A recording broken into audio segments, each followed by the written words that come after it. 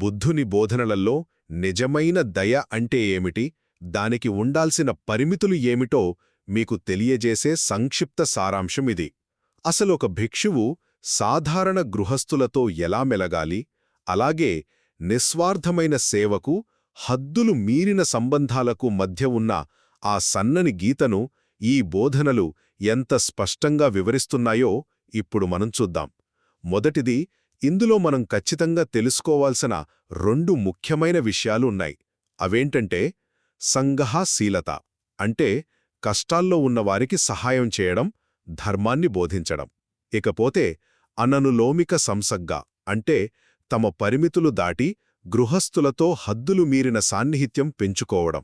ఒక భిక్షువు అందరిపై మైత్రి చూపించాలి, కాని ఇలాంటి అనుచితమైన స్నేహాలకు మాత్రం ఖచ్చితంగా దూరంగా ఉండాలి. ఇక రెండవది పక్షపాత బుద్ధి, భ్రమల గురించి మాట్లాడుకుందాం. కొందరు భిక్షువులు ధనవంతులను చూసి మర్యాదలు చేయడం, పేదవారిని చూసి చిన్నచూపు చూడటం చేస్తుంటారు. తాము దయ చూపిస్తున్నామని వాళ్లు భ్రమపడతారు, కాని ఇది నిజమైన దయ కాదు, కేవలం ఒక లౌకిక లావాదేవీ అని ఈ బోధనలు చాలా స్పష్టంగా విమర్శిస్తున్నాయి. చివరగా నిజమైన మైత్రికి నిష్పాక్షికతే ప్రాణం అని మనం గుర్తుపెట్టుకోవాలి. ఒక భిక్షువు ఒక ధనవంతుడిని, ఒక బిచ్చగాణ్ణి ఎప్పుడూ ఒకేలా సమానంగా చూడాలి.